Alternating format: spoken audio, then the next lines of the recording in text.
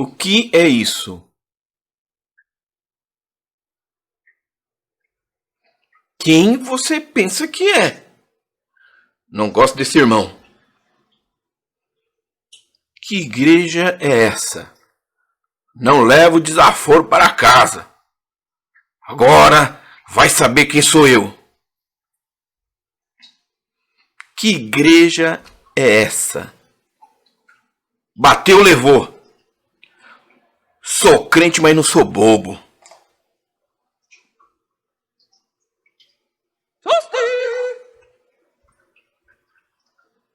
Que igreja é essa? Quero que esse louvor seja uma porcaria. Eu sou o melhor na minha área. Que igreja é essa? Me perdoa, irmã. A mão de Deus vai pesar sobre você.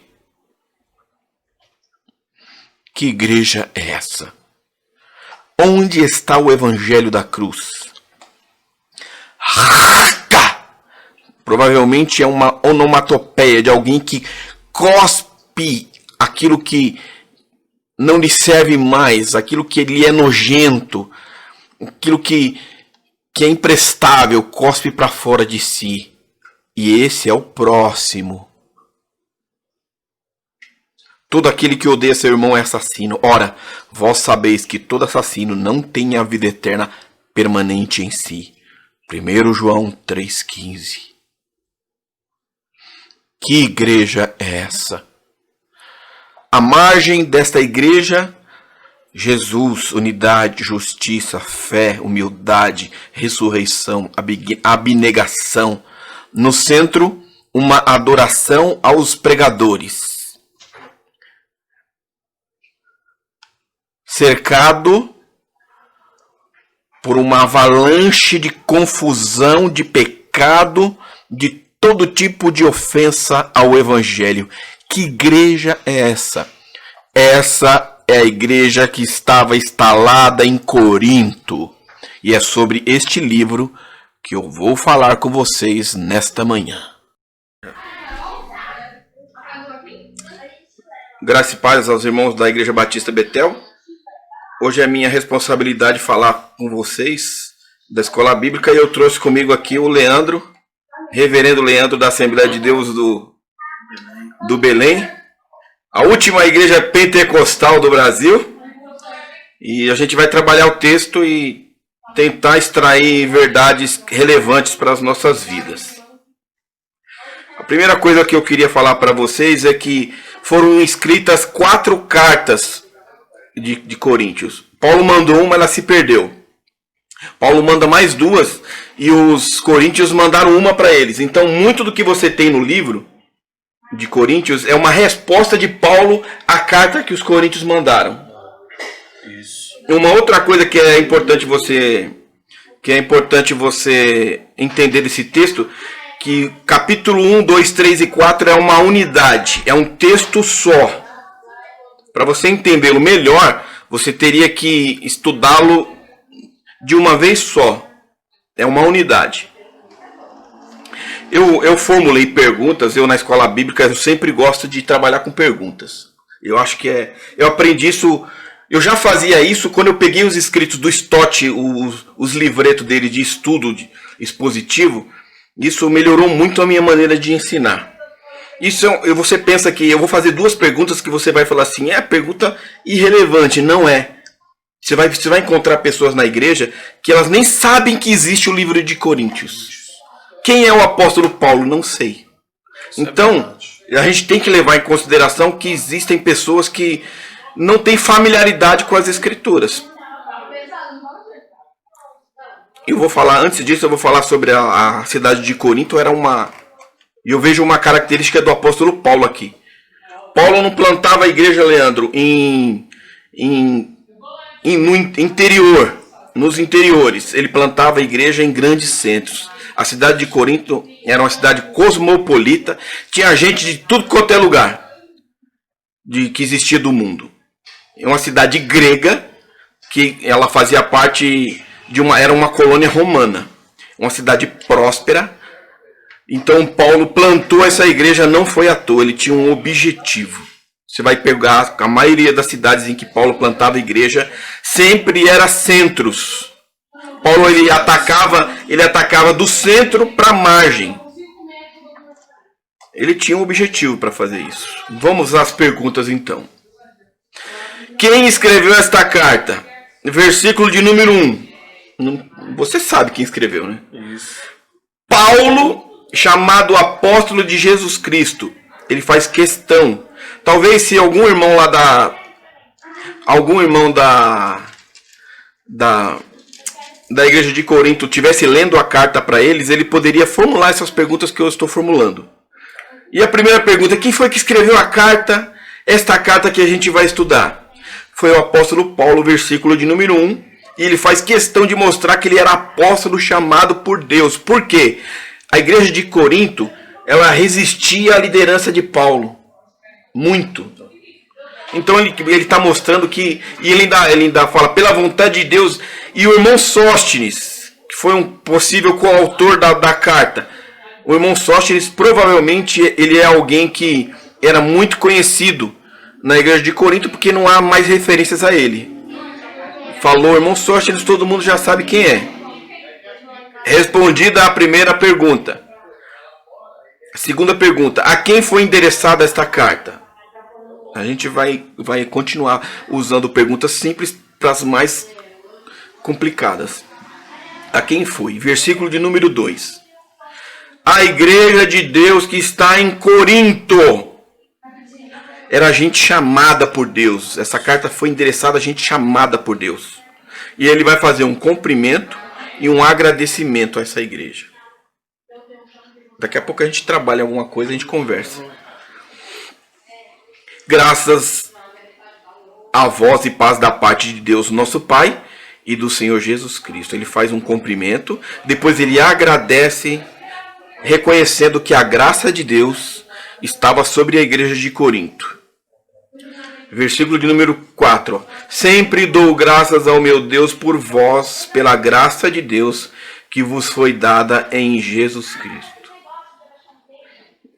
Na última aula que eu dei na escola bíblica, eu chamei a atenção da igreja, mostrando que a maioria das nossas orações, dos nossos agradecimentos, tem um caráter pagão.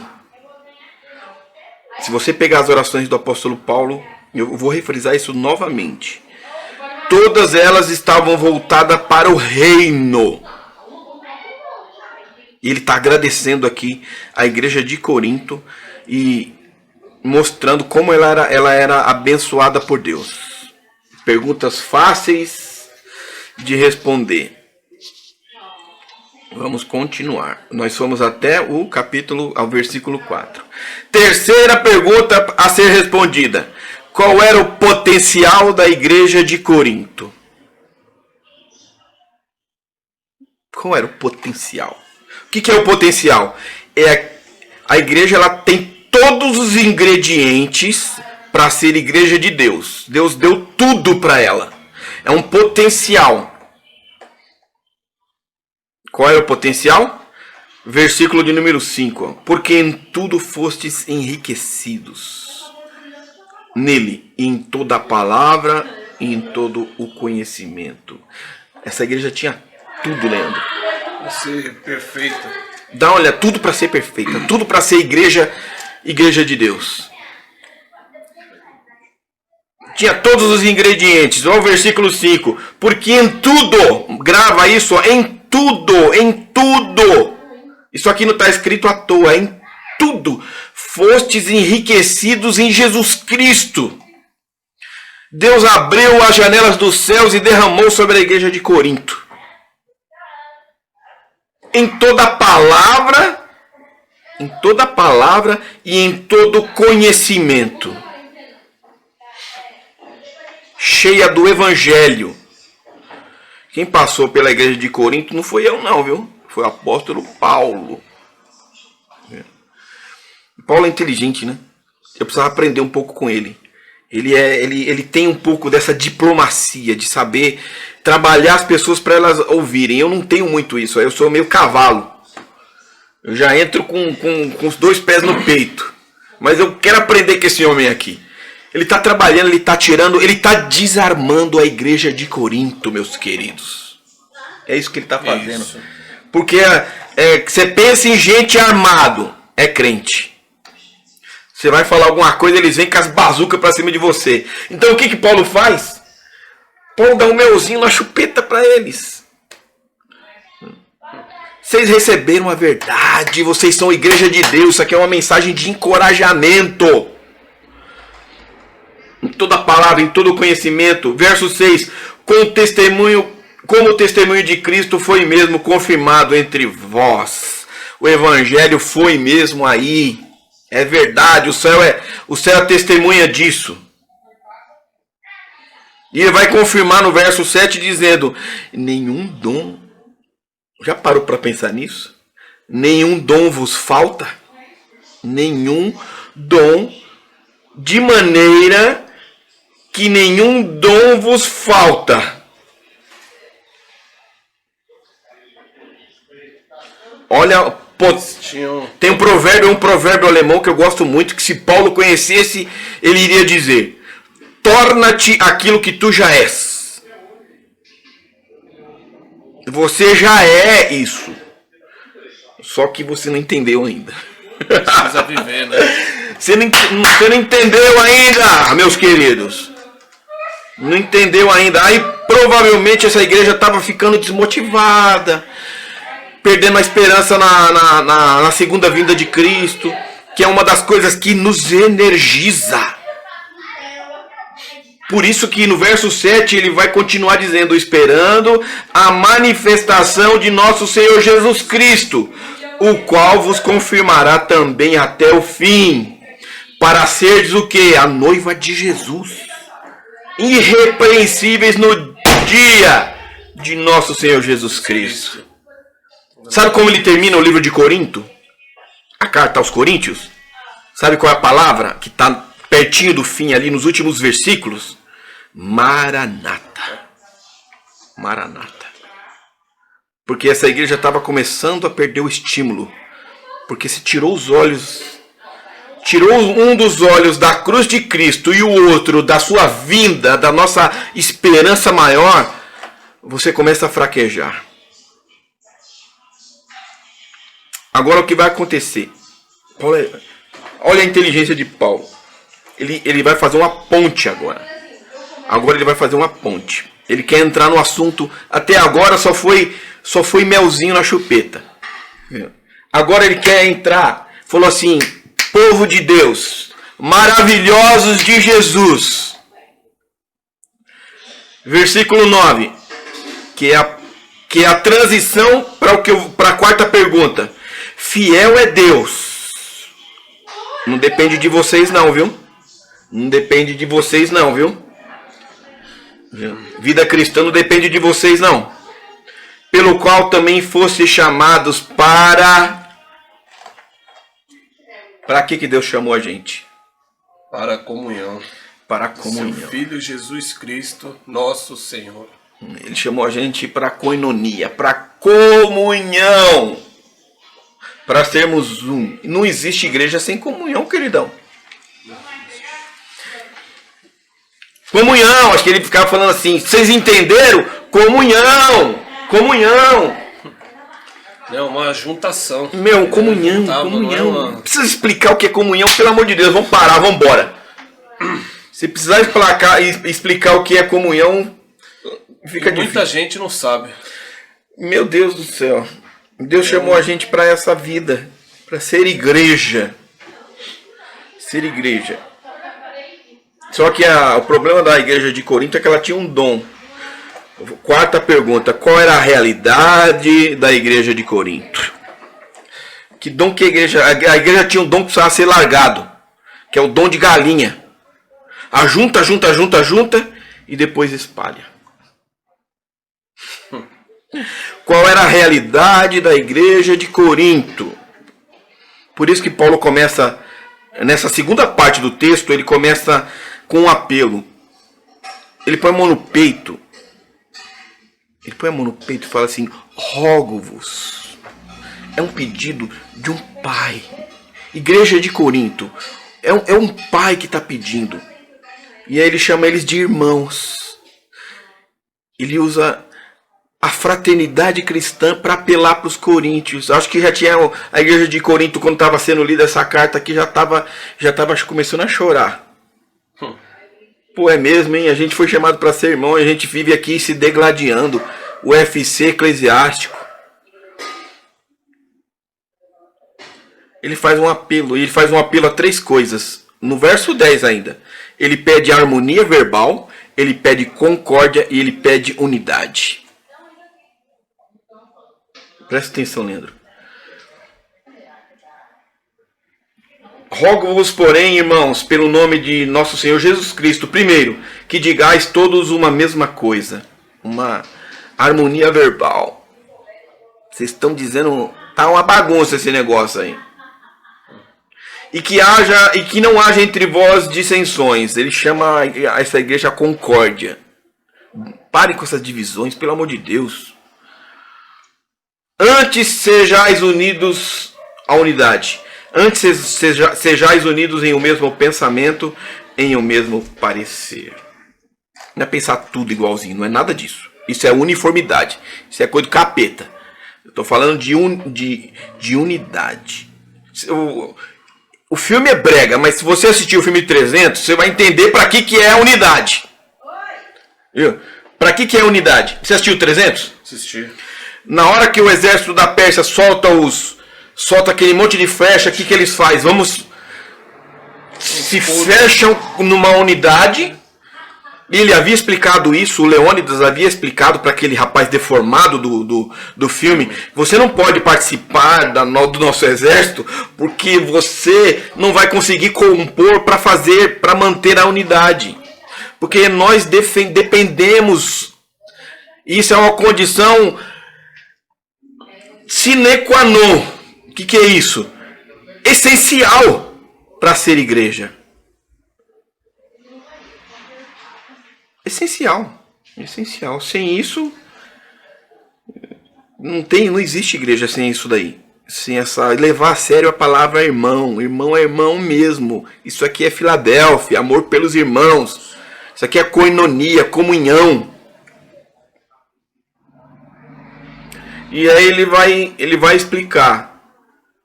Você vê que uma coisa que eu gosto nessa igreja... é que ela não tinha, como é que se diz? As pessoas não se escondiam de suas responsabilidades. Paulo vai revelar o nome de quem contou a história. Verso de número 11. Porque a respeito de vós, irmãos meus, foi-me comunicado pela irmã, comunicado pelos da família de Cloe. Não sei se era homem ou se era mulher, mas a família de Cloe levou a notícia para Paulo. Que notícia? Continuação do verso 11. Que há contenda entre vós. Ele falou que vocês estão se rasgando feito bichos. Ela avisou. Você imagine os coríntios. Pô, a irmã Cloe, se fosse uma mulher, né? A irmã Cloe pisou no tomate, né, meu? Vai entregar a gente para Paulo. Logo para Paulo. Se fosse hoje, não contaria a fonte. Eu gosto de falar nome, eu gosto. Eu também. Eu gosto de falar nome. Mas a gente vive numa sociedade que a gente precisa ser hipócrita para sobreviver. Mentiroso e hipócrita, né? Tudo bem. Ela trouxe notícias para mim. E qual que era o motivo das contendas? Paulo vai continuar. Quero dizer com isto que cada um de vós diz. Era o slogan dos coríntios. Eu sou de Paulo, eu de Apolo, e eu de Cefas, e eu de Cristo. Tinha 4 grupos na igreja de Corinto.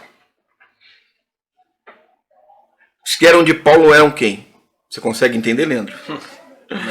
Quem era de Paulo, quem era de Apolo, quem era de Pedro, quem era de Cristo, que é os piores do de Cristo. De Paulo, provavelmente aquelas pessoas que alcançaram um entendimento na liberdade cristã. Conseguiam viver já livres de muitos rudimentos. Porque Paulo é o apóstolo da graça.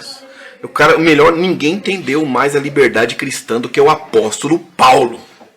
Ninguém. Ele navegava em mares da graça o tempo todo. E ele pregava isso, eu aprendi graça com o apóstolo Paulo. Agora, alguns também, se o pastor dessa igreja falar assim, forme 4 filas aí, eu quero saber quem são os de Paulo. Já estava lá. Agora eu quero saber quem são os de Apolo. Os de Apolo, aqueles que gostavam de retórica. Porque você está numa cidade grega. Paulo vem de Alexandria, capital mundial do conhecimento, da retórica. A escola grega é uma escola de Demóstenes, os melhores oradores, os melhores filósofos. Então a turma de Apolo gostava de gente que pregava demais. Eu te digo que eu sou um apaixonado por oratória, eu gosto, estudei muito com o Reinaldo Polito. Mas não é isso que faz a diferença. Eles davam muita importância para isso. Os que eram de Pedro eram diferentes dos que eram de Paulo. Eram provavelmente a turma legalista do mundo judaico. Porque aqui não tinha só grego. Muitos judeus estavam aqui também, nessa igreja.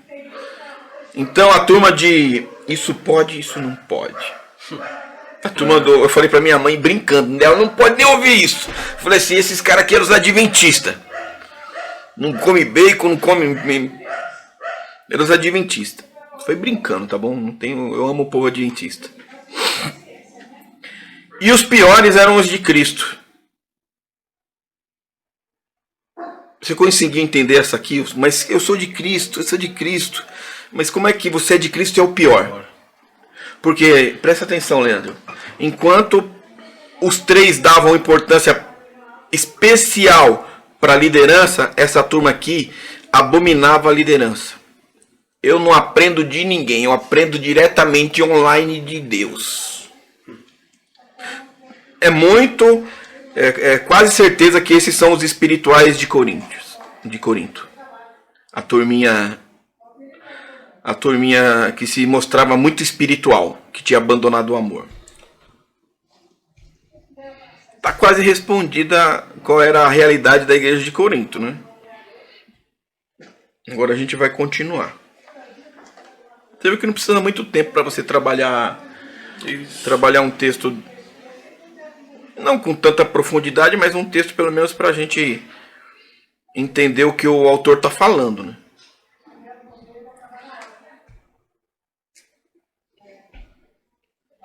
Agora o que vai acontecer? Paulo vai mostrar que não foi por culpa minha que vocês estão assim. Ele vai fazer 3 perguntas para eles. Verso 13. Está Cristo dividido? Aí eu acho que os coríntios levantavam. Não está. São perguntas retóricas. Foi Paulo crucificado por vós? Claro que não, Paulo. Está doido? Ou fostes vós batizados em nome de Paulo? Também não. É evidente que não. Aí ele vai mostrar, vai falar mais um pouco, vai argumentar com eles. Dou graças a Deus porque nenhum de vós batizei, senão a Crispo e a Gaio, para que ninguém diga que foste batizados em meu nome. E batizei também, ele falou, estou lembrando de mais um aqui. E batizei também a família de Estéfanas. Além destes, não sei se batizei algum outro. Fala, eu não tenho nada a ver com essa confusão. Eu fiz de tudo para a igreja ser uma igreja totalmente dependente de Jesus Cristo. Se ela não está sendo, não é minha culpa. Porque, verso 17, porque Cristo enviou-me não para batizar, mas para evangelizar, não em sabedoria de palavras, para que a cruz de Cristo não se faça vã. O meu chamado é outro. O batismo ele é importante. Mas Paulo é tão inteligente que ele sabia que ia dar confusão. Então eu acredito de maneira proposital, ele não batizou muita gente nessa cidade. O culto à personalidade ele é terrível. Isso existe muito hoje, né? Você falou, essa carta ela é muito atual. Isso talvez não sejam os mesmos motivos para o culto à personalidade. Eu tenho uma regra, eu trabalho muito às vezes eu sou áspero, eu sou muito áspero quando eu falo. Eu tento desligar as pessoas de mim ligadas a Cristo o tempo todo. O tempo todo. Eu não quero fã-clube, não me interesso por isso. Não me segue nas redes sociais. Não curta os meus vídeos, não tô nem aí para isso. A igreja não é minha. A igreja é de Jesus. Longe de mim. Deus é testemunha. Que testemunha está aqui, ó. Deus, de que eu tomo um cuidado muito grande para isso. Para que isso não aconteça. Em nenhum momento você fala, eu sou de Marcelo. Falar um bêbado, tem um puritano, John Flavel. O bêbado chegou para ele no fim do culto e falou assim, eu sou um dos, muito louco, travado, eu sou um dos convertidos do Senhor. Ele falou assim, meu você pode ser, mas de Jesus você não é não. Isso. Vamos lá. Tá claro, tá claro. Tá. Dá para entender o que o Paulo tá falando? Tá bem explicado. Você lê o texto, eu dei o texto para você ler, você encontrou isso no texto ou você tá achando que tá ficando mais claro do que você tinha lido? Não, tá ficando mais claro, mas assim, já tinha um certo conhecimento, né, por ter lido esse texto já algumas outras vezes. Estou tirando mais dúvida. E o interessante é que a partir do 10, aqui, né, onde focou, muitos desses acontecimentos está passando pelos dias de hoje. Creio eu que se Paulo estivesse no dia atual de hoje para escrever uma carta, ele teria que acrescentar mais algumas coisas, que o povo hoje em dia está indo muito mais além do que isso. Né? A igreja, igual você não parece a sua igreja não, né? É igual você fez uma brincadeira aqui, eu posso ser de Marcelo, vou seguir o Marcelo. E quantos homens andam seguindo outros homens, né? Verdade. Dando mais crédito para... porque prega com uma eloquência, sabe falar bonito, sim, tem um conhecimento, sabe desenvolver. É essa pessoa aí que vai me guiar para o céu, e não é. Claro que não. Então agora vamos trabalhar a quinta pergunta. A gente já trabalhou 4 perguntas, eu acho que deu para entender um pouquinho o texto aí, vai dar para o pessoal da Escola Bíblica da Igreja Batista compreender pelo menos essa introdução, que vem mais 3 textos, mais 3 capítulos que estão ligados a esse daqui, que o irmão Henrique vai falar ou vai dar para algum outro irmão trabalhar ele. Eu acho que essa parte é uma parte, não é a mais difícil, mas ela é a mais chata de estruturar, o primeiro. E a única que talvez eu não escolheria para pregar, e foi ótimo ele ter me dado, porque eu consegui fazer um mínimo de estrutura para poder explicar para a escola bíblica, para os irmãos. O 2, o 3 e o 4 eu tenho bastante mais familiaridade. Eu entendia, mas ele é mais difícil de estruturar. A quinta pergunta é por que Paulo contrasta a sabedoria divina e a sabedoria do mundo? Que está no versos 18 a 25. Ele faz um contraste. Agora ele vai mudar um pouco a fala dele. Ele vai fazer um contraste. Por que Paulo contrasta? Você leu essa parte, Leandro? Sim. Ele faz um contraste. Pega a sabedoria humana de um lado e a sabedoria divina. E ele faz um contraste, explicando, derrubando as ideias, as teses humanas, filosóficas, porque você está no mundo grego, e mostrando que o caminho é esse, Jesus Cristo. Se você fizer a leitura, você vai ver isso. Verso 18. Porque a palavra da cruz é loucura para os que perecem, mas para nós que somos salvos é o poder de Deus. Eu sei que o mundo pentecostal tem muito o costume de se apegar a essa palavra, né? Poder de Deus. Eu encontrei um irmão, eu fui numa célula do MDA, e o irmão falava muito do poder de Deus. Ele queria um evangelho do poder de Deus, e ele pregava, e eu esperei ele falar, eu levantei a mão e falei assim, irmão, acho que você está equivocado.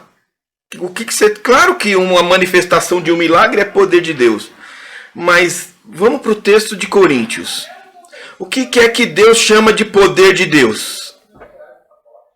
Poder de Deus é Jesus Cristo, meu filho. Isso.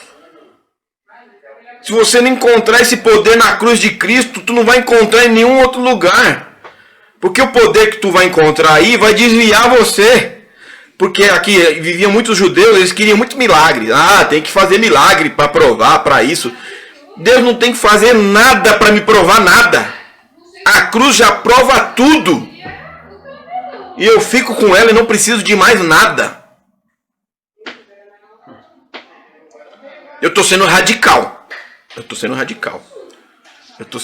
sei que eu estou sendo radical. Mas eu preciso ser radical nesse sentido.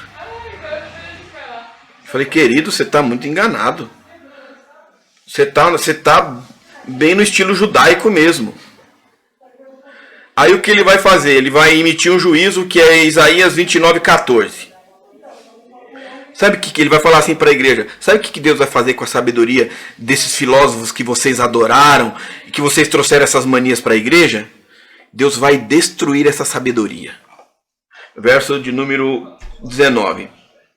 Porque está escrito: destruirei a sabedoria dos sábios e aniquilarei a inteligência dos inteligentes.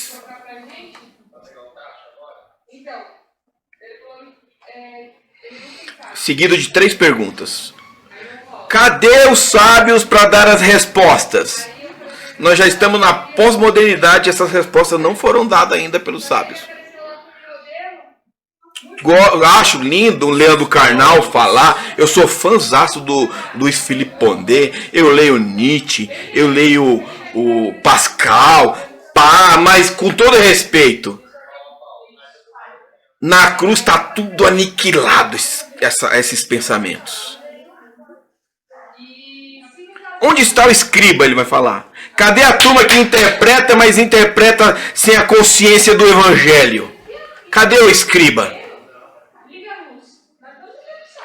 Onde está o inquiridor deste século? Cadê o cientista que não consegue dar resposta simples para a humanidade? Aí o verso 21 ele vai falar que é impossível conhecer a Deus lendo e ouvindo essa turma toda. É impossível. Por mais que tenha lógica o que eles falam, é impossível. Você pode olhar para a sociedade. Nós vivemos uma sociedade que vive atrás disso, de inteligência, do PhD, disso, daquilo. Deus tem uma palavra simples para nós, que escandaliza a maioria das pessoas. Que para o mundo grego, você imagina, um Deus que se encarnou e foi crucificado. Para eles isso é um absurdo. A palavra, ela é um absurdo mesmo. Ela é um absurdo. Pesado. Ela é um absurdo. É para ser um absurdo mesmo. É para escandalizar mesmo. Paulo começa o livro de Romanos que não deixa de falar, não me envergonhe do evangelho. É esse que eu vou pregar. Eu digo também Marcelo Machado, acredito que o Leandro e os meus queridos irmãos da escola bíblica, que é esse o evangelho que nós escolhemos pregar. Cristo crucificado. O resto é tudo baboseira, tudo autoajuda, tudo marketing. Eu tô fora de tudo isso daí. Eu leio muita coisa, eu aproveito muita coisa, não vou jogar tudo na lata do lixo. Mas em relação ao evangelho não dá nem para comparar. Parei em que verso? O 21 que eu falei que era impossível. Pois visto que na sabedoria de Deus o mundo não conheceu a Deus pela sua sabedoria, aprove Deus salvar os crentes pela loucura da pregação. Ai meu Deus, que coisa maravilhosa. Não tem nem palavras para falar como isso é gostoso. Paulo vai falar: o que vocês querem, vocês não terão. Essa turma toda aí que vocês querem, vocês não terão. Verso 22. Porque os judeus pedem sinal e os gregos buscam sabedoria. Verso 23. Mas nós pregamos a Cristo crucificado, que é escândalo mesmo para os judeus e loucura para os gregos. Vai concluir com Cristo de novo. Mas para os que são chamados, tanto judeus como os gregos, lhes pregamos a Cristo, poder de Deus e sabedoria de Deus. E ele encerra essa parte do 18 ao 25, no verso 25, dizendo: porque a loucura de Deus é mais sábia do que os homens, e a fraqueza de Deus é mais forte do que os homens. Eu gosto de bater no púlpito. Se eu estivesse no púlpito, eu tinha dado um tapa nele, bem dado. Uma pancada. Estamos começando a terminar o que a gente começou há 33 minutos a falar. Sexta pergunta: qual é a qualidade das pessoas que Deus chama? Paulo vai fazer uma inversão. Ele vai para o que o Augusto Nicodemos chamou de argumento ad hominem. Ele vai apontar para o homem. Qual é a qualidade das pessoas que Deus chama? Porque os coríntios, Leandro, eles valorizavam os intelectuais, os muito sábios, os bambambam da filosofia, a escola platônica, Aristóteles, Diógenes. Era filósofo para tudo quanto é lado. Falou assim: mas agora dá uma olhadinha para a igreja, dá? É só olhar para mim, motorista de Uber, professor de história. O que você faz? Serralheiro. Serralheiro. Você vai para a igreja, carteiro, padeiro. A maioria é tudo gente, dona de casa, dona da lojinha da esquina. Não tem muito bambambam na igreja. Não tem. O nosso bambambam é Jesus Cristo. Pouca gente. Quantos Paulo se encontra na igreja hoje? Um Paulinho aqui, outro Paulinho ali, filho. O resto é tudo comedorzinho de arroz e feijão, igual eu e você. Gente pobre. Eu fui me formar com 45 anos. Fui me formar em história. Não fiz curso teológico. Cadê meus diplomas? Não tenho. Ele vai ter, tá terminando o curso de teologia dele. Eu não tenho, não vou fazer, tá bom? Se você quer que eu faça, eu não vou fazer o curso de teologia. Eu faço de propósito. Tô brincando. Não tenho vontade de fazer essas coisas, não. Vai me desviar essas. Mas é verdade, a gente não é ninguém. Deus chamou, tá aqui, ó. É só ler. Porque bem vedes, irmãos, a vossa vocação, que não são muitos os sábios segundo a carne. Não são mesmo. Não sei longe. Eu só ouvi um cara que nem o Luiz Felipe Pondé. Você não consegue encontrar um dele dentro da igreja que consegue articular as palavras daquele jeito. Tem algumas pessoas boas hoje na igreja brasileira, mas dá para contar numa mão. Nem muitos poderosos, nem muitos nobres que são chamados. Não são mesmo. Mas Deus escolheu as coisas loucas. Eu amo esse versículo. Deus escolheu as coisas loucas deste mundo para confundir as sábias. E Deus escolheu as coisas fracas deste mundo para confundir as fortes. E Deus escolheu as coisas vis deste mundo e as desprezíveis.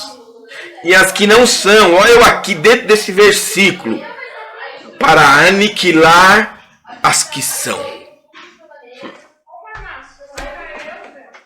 Paulo parece uma aranha, né? Ele está tecendo. É um muito bem feito, muito bem elaborado. E os coríntios deram trabalho. Você sabe que foi mandado 3 cartas, uma foi perdida, né? Você imagina se encontrasse essa carta. Deixa eu ver o nome dele. Peraí, eu anotei aqui. Clemente de Roma.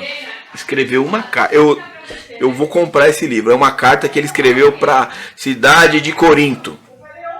Ele teve ali muito perto ali, é um beiço de pulga do apóstolo Paulo. Provavelmente eles tiveram contato, acredito que sim. E depois de anos, 95 depois de Cristo, a igreja de Corinto estava do mesmo jeito. No mesmo jeito nada. O cisma tinha tomado conta. O que é o cisma? Porque ela estava dividida interna em 4 grupos. Agora, em 95 depois de Cristo, ela se rachou. E cada um foi para seu lado. A igreja de Corinto independente, a igreja de Corinto agraciada, a igreja de Corinto do sistema judaico e a igreja de Corinto de Jesus Cristo.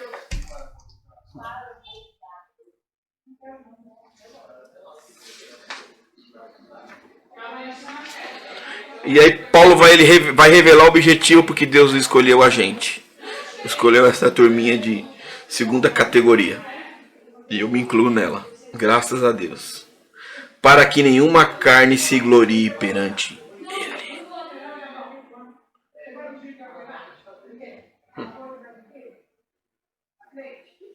Não tem glória humana aqui. Aqui é somente a glória de Deus. Consegue compreender isso, Igreja Batista Betel? Se tiver alguém da Assembleia de Deus do Belém do Ionconé, vai entregar o Leandro pro pastor dele. O Leandro é meu amigo, conheço ele. Se você nasceu quando? 7-9. Conheço o Leandro desde o berço. Tenho foto com ele aqui. Eu virando estrelinha, ele com a roupa do Super 7. Ele frequentava muito, meu pai era muito amigo do pai dele. Ele tem um bar aqui, o bar do Bigode, o bar do pai dele. O bar aqui é raiz aqui na Vila, o Bigode. Então eu conheço o Leandro há muito tempo. E quero andar mais com ele. Preciso de gente, pessoal. Preciso de gente perto de mim. Eu comecei o meu canal e tinha conversado com o pastor Alexandre sobre a proposta que eu estava desenvolvendo para começar um trabalho nas redes sociais, no YouTube. E aí eu falei para ele tudo isso. Aí aconteceu a pandemia. Eu particularmente odeio fazer aquilo que todo mundo está fazendo. Eu fiz alguns vídeos, odiei os vídeos que eu fiz, eu não gostei dos vídeos que eu fiz. Eu acho horrível falar para a câmera sem ninguém por perto. E um dos motivos aqui, eu quero alguém com coração pulsando aqui do meu lado, com sentimentos.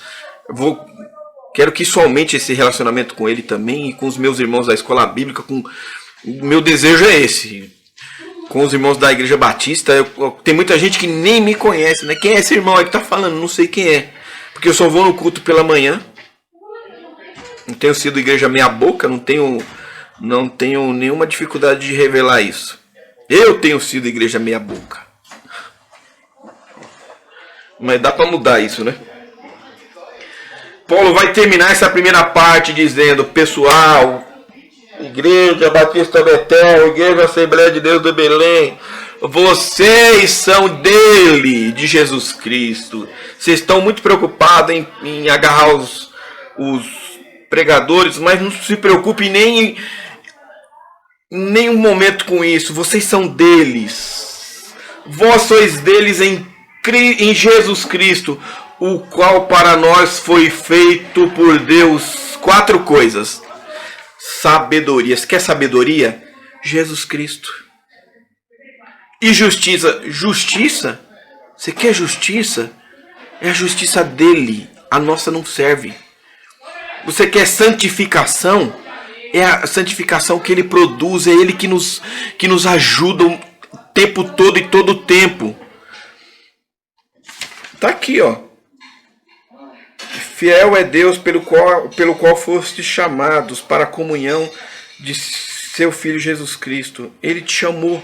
Foi ele que te chamou. O tempo todo ele está mostrando que ele vai estar com você até a consumação do século. Redenção.